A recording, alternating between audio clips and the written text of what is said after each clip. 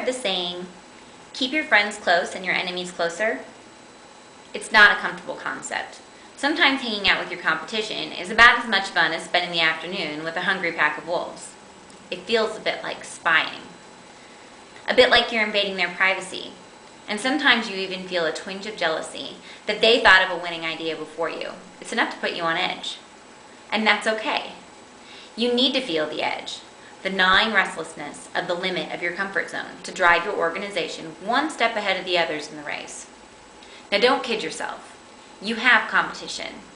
Even if your product is a new invention never thought of before, the only one like it on the market, you've got competition. I know what you're thinking. What competition?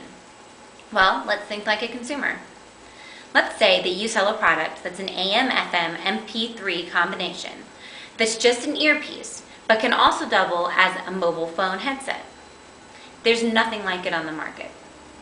If the consumer is looking for a product that plays MP3s, there's quite a few options out there to choose from. That's the first competitor for your product.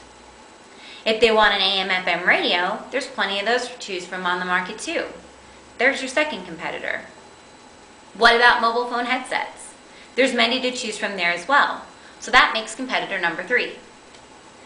So how do you convince the consumer who already owns a headset for their mobile phone and an AM/FM radio that they should pay more for your all-in-one product than they would for an MP3 player? You need to know how your competition is selling their products for you to alleviate your potential customers' doubts and concerns. So, consider looking for other products in a similar industry with a similar target market. This will give you a better understanding about how others are presenting their information. Do they give a tour of benefits? Do they offer service packages and maintenance plans? Are they showing product photos or testimonials? This is information you need to know. Let's say you're a nonprofit, a cuddly teddy bear in the eyes of the public.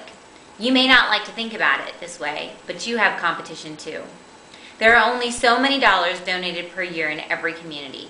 And when times get tight and people are not increasing their giving, how will you solicit more donations? Essentially, all organizations are looking for donations, and they're all competing for the same pool of donation money. But you're smarter than to think that everyone who donates is in your target market, because you watch the target market video and know that the more specific you are about whom you're marketing to, the better your results. So look for organizations that have a similar cause and target market. How do they ask for donations? How do they explain the significance of each dollar donated? As you're milling through the websites of your competition, print off a page from their website that you find striking in a positive or negative way, and write down your thoughts on the page as a reminder. The other organizations in your industry have put a lot of thought into their web presences. Don't be bashful. If you see something fabulous that you think will work for you, copy it. I know, once again, this is on the edge of your comfort zone. Teachers drill into our minds that plagiarism is a criminal offense. But in the case of business, it's a fight or flight decision. If you don't do what your competition does well, then you won't be keeping up with the industry norm, and eventually your organization will be obsolete in the shadow of one who does it better. Know the similarities between the sites of your competition, the repeating features, and the information available. If all the sites have a photo gallery, then yours will need one too to keep up with the industry standards in your area. Look at websites for organizations that are in the same industry but are located in cities larger than yours. If your business is located in a small town in the Midwest, look for companies like yours located in St. Louis and Chicago.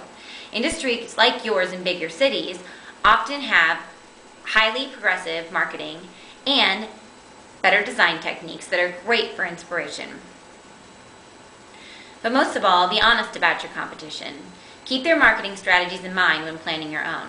If you still insist that you have no competition, think of it this way.